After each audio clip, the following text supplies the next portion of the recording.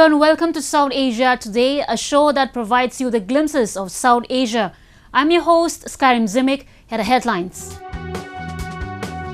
Half of Afghans need humanitarian aid as violence rises.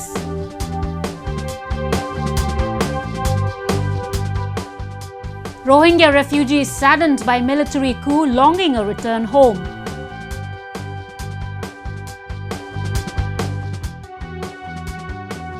And Adi Mahotsav tribal exhibition attracts visitors in New Delhi. Let's begin the show. A protracted Afghan war has crippled that Afghan economy, so much so that half of the Afghan population is in dire need of fundamental assistance. The humanitarian wing of the European Union has said that the country would require additional aid for its people to meet the basic needs this year. And while the new Washington dispensation is mulling a review of the peace deal signed last year, a ramped-up Taliban offensive is making things worse than each passing day. An overwhelming number of Afghans are succumbing to extreme levels of poverty and hunger every year, with millions of children, adults and elderlies failing to meet everyday calorie needs. A stagnant economy, compounded by a rising number of Taliban attacks, has ensured this gloomy situation for years, and the crisis doesn't seem to be going away anytime soon.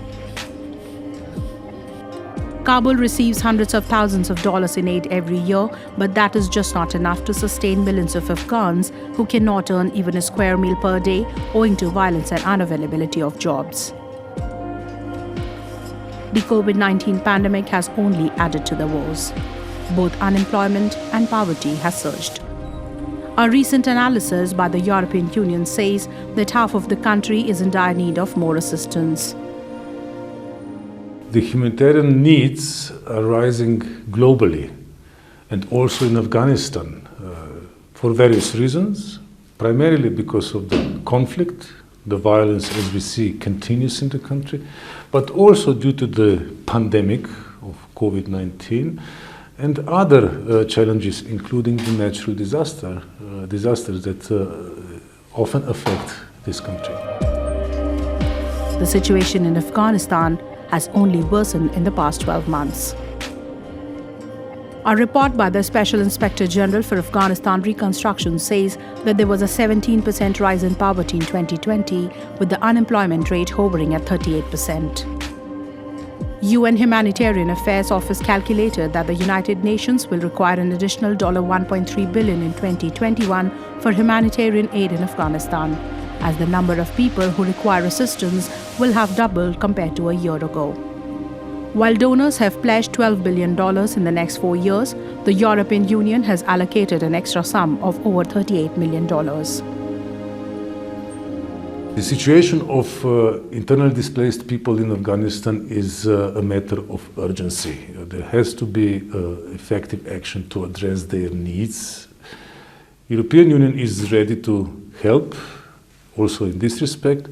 The initial allocation of humanitarian aid by the European Union for Afghanistan for this year is 32 million euro.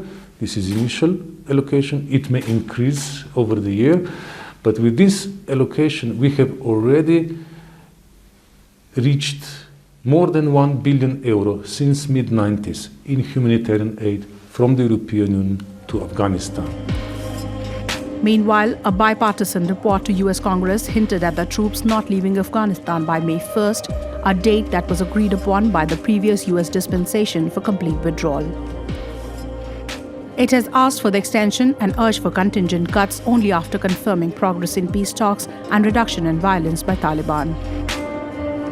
While it comes as a major takeaway from the Biden administration, it remains to be seen how Taliban, which blames US presence as one of the principal reasons behind the violence in Afghanistan, takes it. After establishing itself as a major IT and agriculture power, India is now looking to expand its defense capabilities. In the recently held Banal Mega Air Show in South Indian city of Bengaluru, India projected itself as a regional defense supplier. The government has recently signed a deal worth $6.5 billion to home-produce 83 light combat fighter jets Tejas in India. New Delhi says it plans to sell other major defense equipments that it has become capable of producing in abundance. The 13th edition of the Aero India International Air Show 2021 was not just different from the COVID perspective, but for an additional component that it marked the beginning of new era for India. The country, which has till date been seen as a prospective buyer for major defense equipments, is now willing to sell it. While traditional American and Russian defense manufacturers showcased their technology at the event, India too put up its arms production before the world. It witnessed diverse participation from countries like Iran, Ukraine, Bangladesh, Sri Lanka as visitors. The three-day show featured participation by 530 exhibitors, 457 Indian exhibitors and 74 foreign exhibitors from around the world, 9 foreign primes and several large and MSME industries from India. Most importantly for us, we're very excited we were able to bring the B-1 bomber here. The first time that we've had this aircraft or a bomber in India since India's independence. So it's a very exciting time for us, and we're really happy to be here, and it's a world-class event. It just doesn't get better than Aero India, so we're real happy to be here. While India didn't even produce for its own requirement until a few years back, the dynamics have changed drastically in past few years. And the numbers speaks for themselves, with export figures rising to double in comparison to what it was 2 years ago. The government aims to export around $5 billion worth Indian ammunition to the world. India says in order to counter the growing challenges in the region, the country and its allies will have to equip itself with sophisticated technology so that the enemy can be deterred. The Indian aerospace and defense industry present an attractive and significant opportunity for foreign companies across the supply chain to take their cooperation to newer levels. India is ready to supply various types of missile systems, light combat aircrafts, helicopters, multi-purpose light transport aircraft, warship and patrol vessels, artillery gun systems, tanks, radar, military vehicles, electronic warfare systems and other weapon systems to IOR countries. A day after the Indian Air Force handed over an order of 83 indigenous light combat aircraft Tejas to Hindustan Aeronautics Limited, a number of Middle East and Southeast Asian countries have expressed their interest in the indigenous LCA Tejas Mk-1A fighter at a vanilla price under $42 million.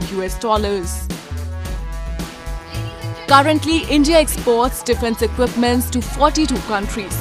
However, the equipments do not fall in major ammunition category, and that is the change new mission is going to bring in coming times.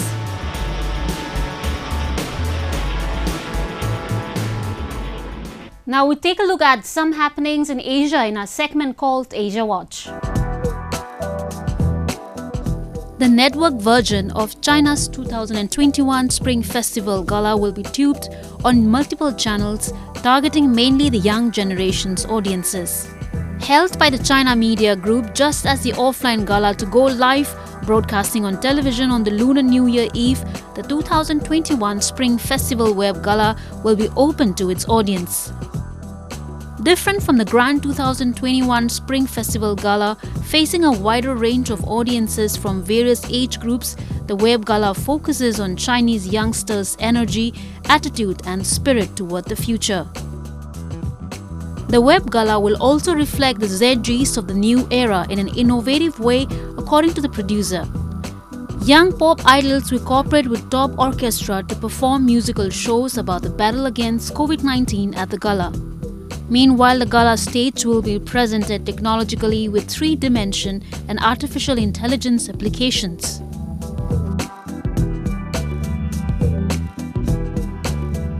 Olympic officials unveiled the first of many COVID-19 rules for the Tokyo Games, starting by banning singing and chanting during events and mandating event participants to wear masks at all times except when eating and sleeping.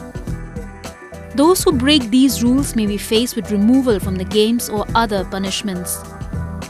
The extraordinary measures, which also include rules barring officials and athletes from using public transport without permission, are unlikely to comfort a wary Japanese public increasingly opposed to hosting the Games during a global pandemic. Officials acknowledged that the Games in Tokyo will be different from any other past Olympics, but reiterated that they would be able to hold the postponed event safely this year. The Tokyo Olympics were delayed by a year due to the coronavirus pandemic in 2020 and is scheduled to begin in July. New rules in the playbook jointly published by Tokyo Olympic organizers, the International Olympic Committee and the International Paralympic Committee range from regular hand-washing protocols to disinfecting dining tables after eating. Delegations and staff will also be required to appoint a COVID-19 liaison officer who will be responsible for ensuring that the participants follow the guidelines.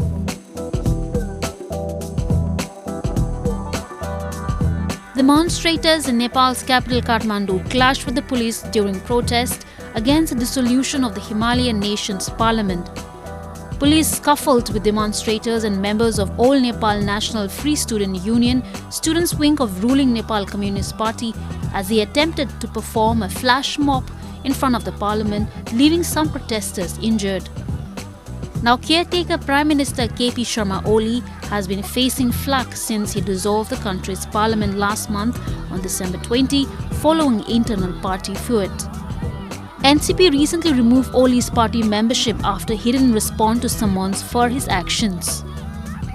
Nepal's Supreme Court has issued 2 contempt of court notices to Oli, demanding he explain why he mocked lawyers challenging his decision to dissolve parliament and call early polls. The Supreme Court's judges are dealing with more than a dozen petitions against Oli's surprise move in December last year to dissolve the parliament and call fresh elections a year ahead of schedule, a move that has triggered nationwide protest amid the coronavirus pandemic and plunged the young Himalayan Republic into a political crisis.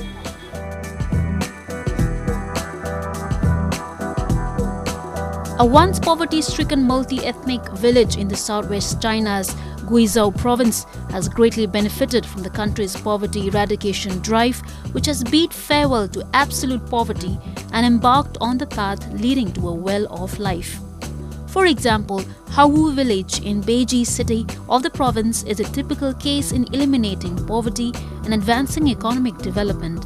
As the village is stuck deep in the karst mountains, villagers there were separated from the outside world and had no access to running water. After shaking off poverty in 2019, the village, of which the poverty rate had stood at 66.3%, took on a new look. Under the guidance of experts, villagers have started to develop agriculture, breeding industry and rural tourism. The area of economic fruit orchard in the village has reached over 550 hectares in total, and relocated villagers are working in the nearby factories. The days of being dependent on weather have become a thing of the past. Local ethnic people have felt a strong sense of fulfillment and happiness, with smiles frequently seen on their faces, and their livelihoods are expected to get better and better.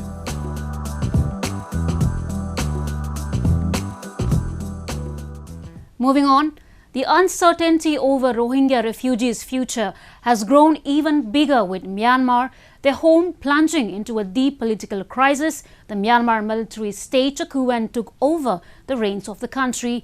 Faced with Dhaka's relocation drive, the dejected refugees say even their limited hopes of repatriation are now over, and these developments will only add hardships and sufferings to their already bleak sustenance. A military coup in Southeast Asian country of Myanmar has not just prompted turbulence in diplomatic circuits around the world, but has also trampled upon the hopes of hundreds of thousands of Rohingya refugees who want to return homes from the overcrowded camps in Bangladesh's Cox's Bazar. They feel the prospects and paths that lead to their villages will be closed forever, as the same military which they blame for driving them out of their homes has taken control of Myanmar, with democratic leader Aung San Suu Kyi and the president of the country under detention. এখন আর 3 বছর পরে আর দাসে এখন বাংলাদেশের মাঝে আসি দে এখন আর দেশের মাঝে যাতে সাথে জানি এখন আর দেশের লোক হিন্দি রাজ বলতে আছে ইয়ান আর তোমার দেশে না পারে আর দাসে দেশের মাঝে যাবেলা আর যাইতো চাই আর তোমার কেঙ্গুরু দিবা না আর বিচার কাম করি আর তোমার আর দেশের মাঝে আর একটু বেশি পুরানি জানি আর তোমার বুঝাই না পারে আর দেশের মাঝে আর আমাকে আর যাই আর বাংলাদেশের মাঝে আর তোমার আর বেশি কষ্ট পায়. Meanwhile, Bangladesh has urged Myanmar to make genuine efforts to move forward the stalled process of voluntary repatriation of Rohingya Muslim refugees. It has sheltered more than 1 million Rohingyas for over 3 years after they fled violence in Buddhist majority Myanmar, where most of them are denied citizenship.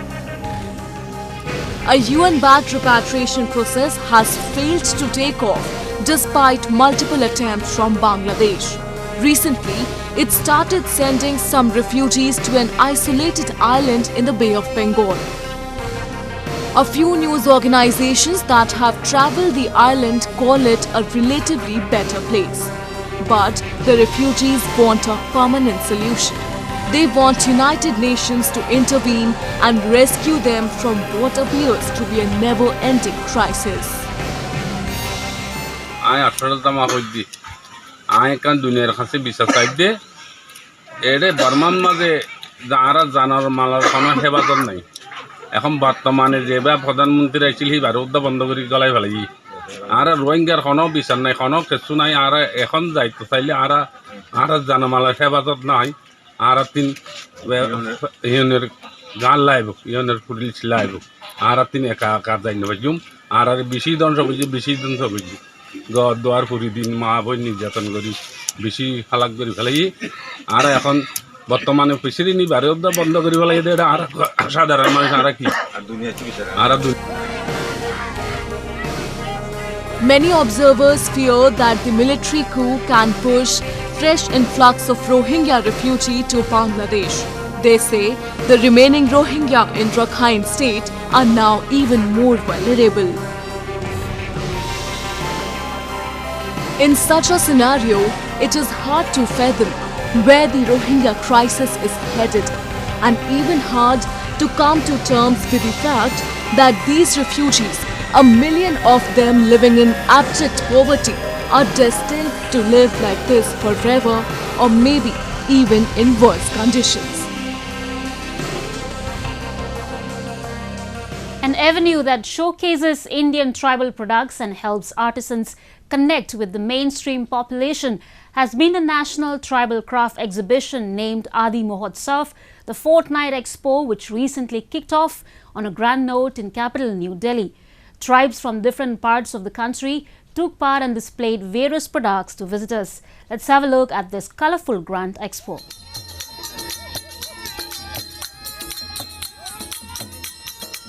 India has always been known as the land that portrays its cultural and traditional vitality through its beautiful craft products. Tribal art and craft in India is simple and ethnic, yet colourful and vibrant, reflecting the country's rich cultural heritage. In a bid to promote art, craft, cuisines and culture in the national and international platform, New Delhi is hosting the fortnight exhibition of Adi Mahotsav.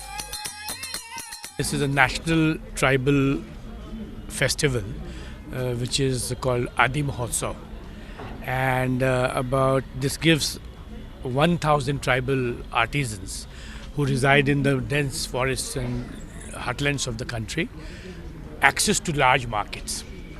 Our tribal artisans are world-class producers, wonderful artisans. They make world-class things.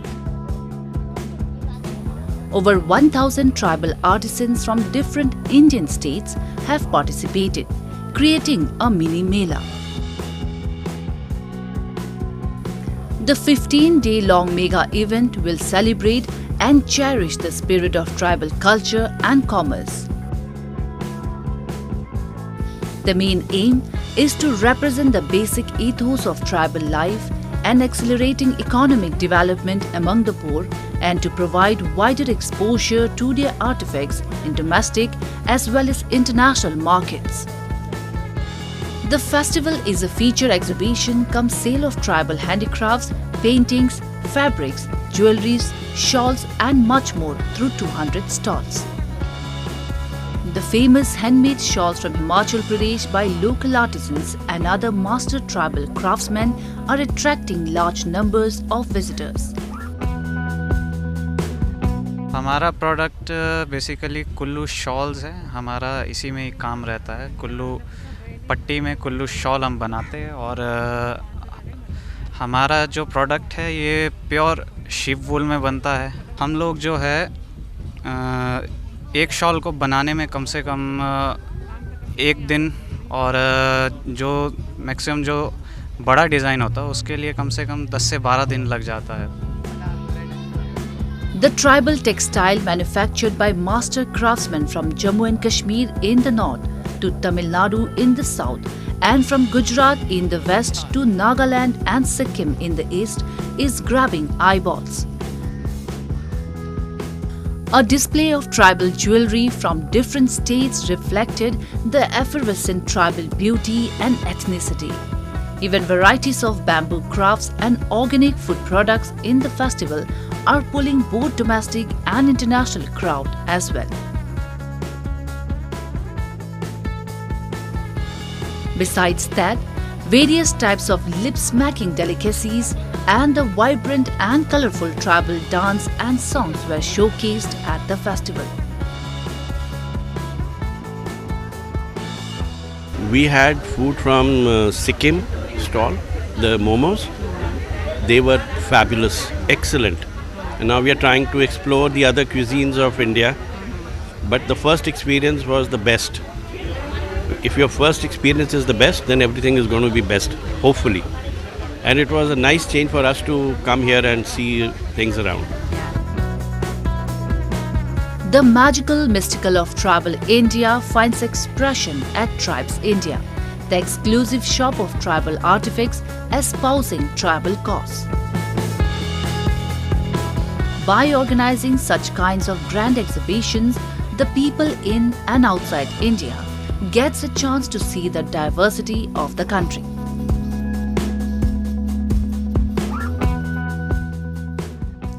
It's time for me to wrap up today's episode. We will be back next week at the same time. This is Karim Zimik signing off on behalf of the entire production team of South Asia Today. Goodbye and take care.